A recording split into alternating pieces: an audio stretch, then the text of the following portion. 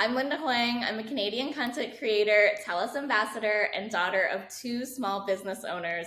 I'm thrilled to be hosting this discussion by TELUS Wise. That's TELUS's free digital literacy education program that provides people of all ages with resources and workshops to stay safe in our increasingly digital world.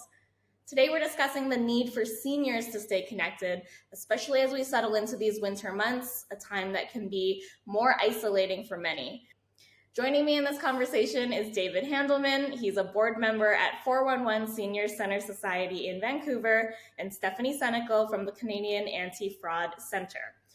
Yes, I'm a member of the 411 Senior Center Society Board, which is an organization of 55 and over seniors in the Lower Mainland. We've been around for over 45 years, and we have over 500 members. We've worked with TELUS for the last couple of years in how to increase internet and cell phone access for low-income seniors. Hi, my name is Stephanie Senecal, Senior Support Unit Coordinator for the Canadian Anti-Fraud, which is Canada's central repository for fraud information. Being able to recognize and reject fraud is imperative when someone is connected to the digital world. Education is the key to prevention.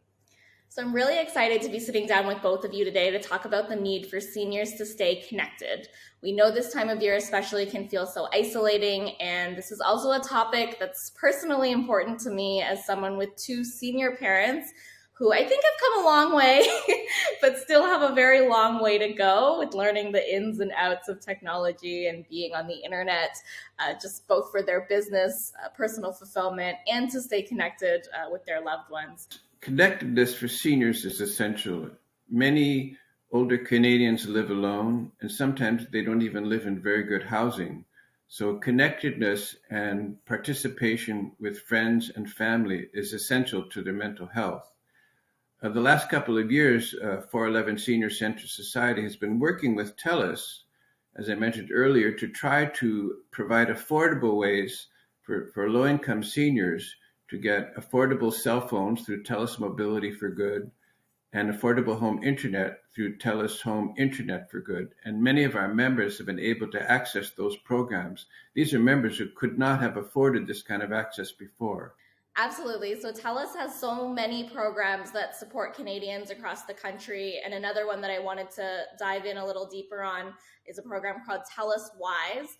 This is for all ages, from kids to seniors, and it's basically offering online basics. It's an incredible resource with short, useful, educational, how-to videos and information designed to help people who are just getting started with digital technology. It teaches them basic, everyday digital skills. And then there's 3 TELUS Wise videos I'd recommend you check out that touch on video chats, different video chatting apps and what that is, keeping yourself safe online, which breaks down some common scams, which we'll learn a bit more about here, and also how to recognize and avoid them, and then diving into something like online shopping, do's and don'ts, tips to shop safely and keep your personal information secure. So the TELUS Wise workshop for seniors is also great. These help seniors understand really common scams to watch for and shares tips on how seniors can protect their privacy and security online. It's a wonderful, wonderful resource. And Stephanie, kind of building onto that, I'm wondering if you can share about the current state of fraud and scams in Canada. Yeah, so the pandemic certainly exposed new vulnerabilities as the public started using the internet much more, doing purchases, banking, even staying connected with loved ones. We all know that fraud is on the upward, and the statistics prove it. So in 2020, we received almost 500,000 calls and close to 132,000 reports online, with a total loss of $164 million. And in 2021, the total loss was $379 million. And as of October 31st of this year, the total loss is $420.8 million with just over 75,000 reports. And the thing that's the most astonishing is that it's estimated that less than 5% of fraud is reported to the Canadian Anti-Fraud. Wow. I mean, I knew there was a lot out there, but I didn't expect that number to be so high. And I think it's heartbreaking to hear that, especially when it's seniors in particular that are being taken advantage of. I'm wondering if you can share maybe the more common scams or frauds out there that seniors should be aware of, and how they might avoid those. So the top reported frauds for 2021 that affected seniors were identity fraud, extortion, and service scams. But on a monetary perspective, it was investment, romance, and service. As for romance scams, seniors are targeted either via social media or dating websites. They're the most vulnerable as they may be widowed, divorced, or just simply alone and lonely. So I would advise everyone to never put your marital status on social media as fraudsters search for this. Fake accounts are created using stolen photos from legitimate people and even celebrities. So their interests will often mimic the victims. They'll work in the military. They'll claim to be overseas. They'll claim to be wealthy and very successful. And they'll quickly profess their love to gain your trust, affection, money. This type of fraud relies heavily on the victim's emotions and may last for months, years, and will end once the victim has no more money to give. The fraudsters will have an excuse not to meet in person. And if I can say two things, is to never send or accept money, as you may unknowingly be participating in money laundering, which is a criminal offense. And the other thing would be to never send intimate photos or videos, as they may be used to blackmail you in the future. So the grandparent scam is a common scam that's part of the emergency scam that we call at the Canadian Anti-Fraud Center. So it's someone claiming to be a grandchild calling their grandparents and they need help. The grandchild will often say, please don't tell my parents, please don't tell anyone, I don't want to get in trouble. So the grandparents don't tell anyone. And during this call as well, the grandparents will also speak to people claiming to be lawyers, police officers, and they'll ask for money. So the scary part about this scam is that not only that the seniors are losing money, but the fraudsters are picking up the money at their home, so they know where they live. Yeah, I mean, I think it's easy to see how someone could be tricked, especially when presented with this story from your loved one that you're trying to help.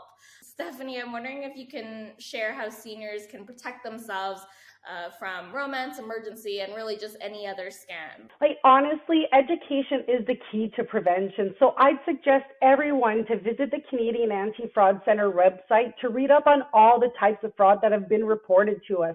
You can search alphabetically by scam. The other thing is that visit TELUS Wise for tips on how to protect yourself, not only for emergency, but for all scams. Use the telephone number or email that you are familiar with and not the one that's been provided to you. Don't be afraid to hang up. Be cautious of urgency. And never trust caller ID or the email that you are receiving, because fraudsters can hide the actual email and telephone number that they're calling from or sending the email from. So we call this spoofing. So talking about spoofing reminds me of the phishing scam.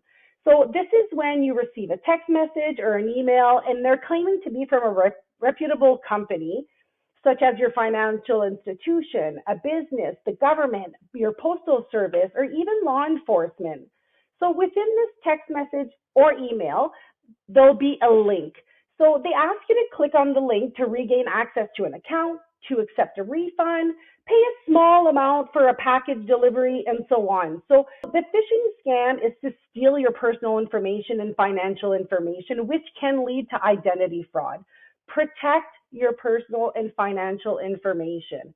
Never click on a link within an email or text message, even if it sounds urgent. Another reason to not click on these links is that they can contain malware. To be able to recognize these fraudulent emails that are coming in, look for spelling and formatting errors. Hover your mouse over the email to see the real email where it's actually coming from. Agencies usually have their own domains. They will not send emails using Google, Gmail, Hotmail, and so on. They'll have their own domain, but be cautious because fraudsters can try to mimic the domain, the actual domain from an agency. So There'll be a little spelling error that if you're just looking quickly, you won't see it. So look carefully. And honestly, if it sounds too good to be true, it probably is. Oh, it's a constant problem for seniors. Myself and practically all of my friends are always receiving phone calls, emails about one scam or another. And as Stephanie said, some of them look extremely legitimate, but at least two of my friends have been victim of scams. One of them, unfortunately, lost some money in one of these scam situations. And another friend almost lost some money, but at the last minute, my friend asked the caller in the grandchildren scam, what is the middle name of the grandchild? And the caller couldn't tell that name. So, David, are you hearing from seniors that are using your service that they're facing more scams? They want education to avoid more scams? You know, seniors, because of social isolation, and we are often subject to even more scams than other people. And as I was really pleased that TELUS brought in one of the programs that they brought in is called Call Control, which has cut down on the number of spam calls to my home phone. And I've recommended this program to several of my friends who've also begun to use it. There's also the Call Control for cell phones, which is another great program because even more spam calls seem to come in on the cell phones, you know, the CRA scams, the phony credit card scams. Lots of great tips and resources I think that seniors can take advantage of. Thanks, David and Stephanie. I do find with others my age, when we're trying to help parents with their technology questions, it can spark some feelings of frustrations and impatience. You know, they're not getting this fast enough. So, David, when we are speaking with our parents or grandparents, seniors in our lives, do you have any advice on how we can approach these topics in a way that's not frustrating and in a way that we can be patient with them? Sure. For starters, we can build on their existing knowledge of technology and show them that learning new technological ways to communicate is just an outgrowth of what they've done in the past. The second thing we can do is we can explain the relevance and why it's important to understand the technology so that they can make proper use of it safely and it can improve their communication. One of the things that we try to do when we meet with people in person is to use simple language and to give them a step-by-step approach. Walk through the technology slowly and just use one step at a time. And, sure, seniors may not have had the amount of technology experience that younger people have had, but we're perfectly capable of learning if we're given the proper opportunity. The last thing that we do is we urge them to look up the resources that are available on TELUS Wise.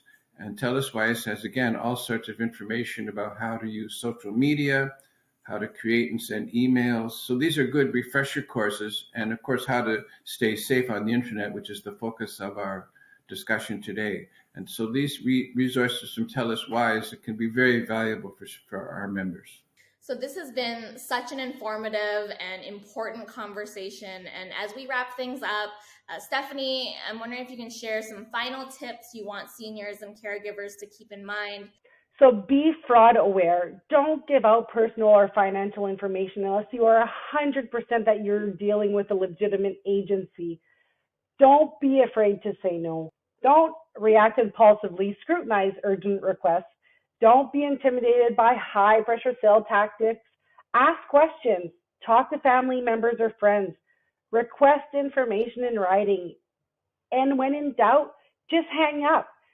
And like I like to say, education is the key to prevention. Therefore, visit the Canadian Anti-Fraud Centre website and TELUS Wise. Perfect. And David, I'm wondering if you have any final parting words for our viewers, our listeners today.